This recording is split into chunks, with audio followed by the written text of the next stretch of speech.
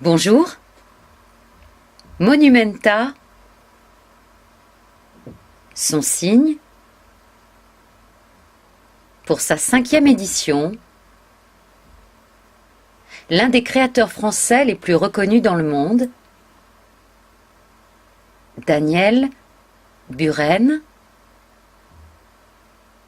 son signe. Monumenta l'invite à investir les 13 500 mètres carrés de la nef du Grand Palais.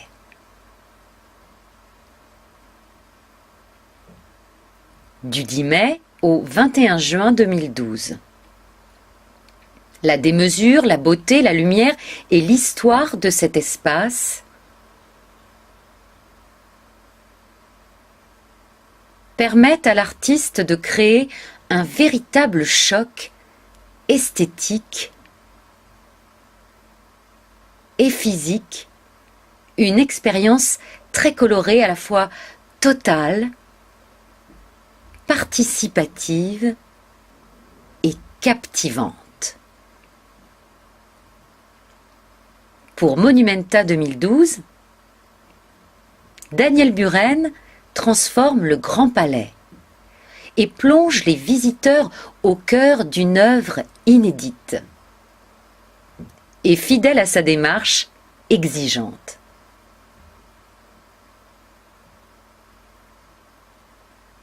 Le Centre national des arts plastiques, CNAP, coproducteur des cycles d'exposition Monumenta au Grand Palais, a une exigence: proposer à tous les publics des conditions d'accueil et d'accompagnement exceptionnelles.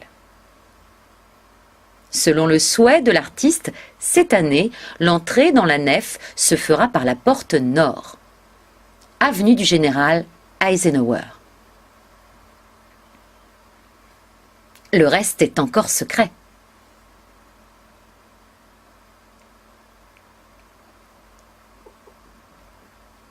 Dans la cour d'honneur du Palais Royal à Paris, création de Daniel Buren, les 2 plateaux. L'emplacement, un bâtiment prestigieux et chargé d'histoire, est minutieusement étudié par l'artiste, qui prend le parti de ne pas ériger une sculpture centrale dominante, mais d'utiliser toute la surface de la cour et surtout d'en respecter la composition architecturale. Les sommets des colonnes implantées dans l'espace central sont alignés et forment le premier plateau. Autour, des tranchées ont été creusées, dans lesquelles les colonnes de hauteur égale ont été placées.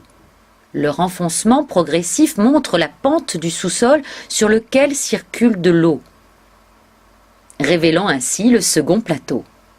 L'œuvre dialogue ainsi avec le lieu, le dévoile et le fait vivre.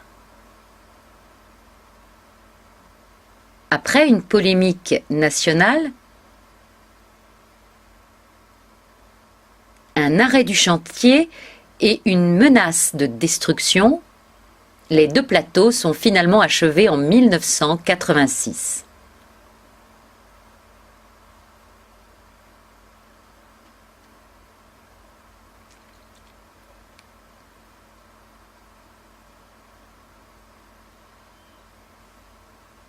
Daniel Buren poursuit, depuis près de 50 ans, une œuvre radicale. Vers 1967, il réagit à la peinture dominante de l'époque, utilisant par exemple ce qu'il nomme un outil visuel. Des bandes blanches et de couleurs, en apparence minimales, mais qui engagent le visiteur dans une profonde métamorphose de sa perception. Le lieu devient souvent inséparable de l'œuvre et en révèle les dimensions cachées.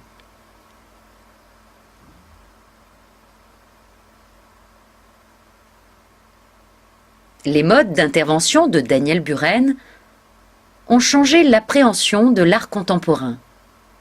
Son travail artistique est toujours accompagné d'une réflexion théorique qu'il formalise dans de nombreux écrits.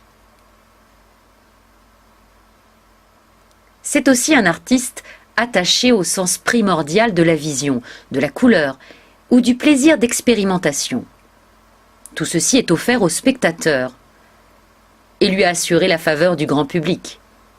Pour Monumenta, cette année, Daniel Buren intervient dans tout l'espace de la nef du Grand Palais en jouant avec tous les paramètres qui composent l'architecture de ce lieu unique, lumière, volume, couleur, son. Pour permettre au public d'aller à la rencontre de l'œuvre, les propositions sont variées afin de répondre au mieux aux attentes de chaque visiteur. Une programmation de soirées artistiques et culturelles pluridisciplinaires tout au long de la manifestation. De nombreux médiateurs spécialisés dans l'accueil des publics en situation de handicap avec des actions pédagogiques adaptées. Et 2 médiateurs bilingues français langue des signes. C'est ainsi que pour la 3e année consécutive, le CNAP sollicite l'association Bête à bon Dieu pour 4 visites en LSF et français, avec un médiateur sourd et un interprète. Pour la visite, il faut réserver avant. Samedi 12 mai à 11 h, samedi 19 mai à 20h30, nuit des musées, dimanche 10 juin à 14h30, dimanche 17 juin à 21 h. Les réservations se font par email adressé à sarah.pobel@culture.gouv.fr. Toutes les informations sont accessibles dans les 2 sites www.monumenta.com, www.babdp.org. À très bientôt.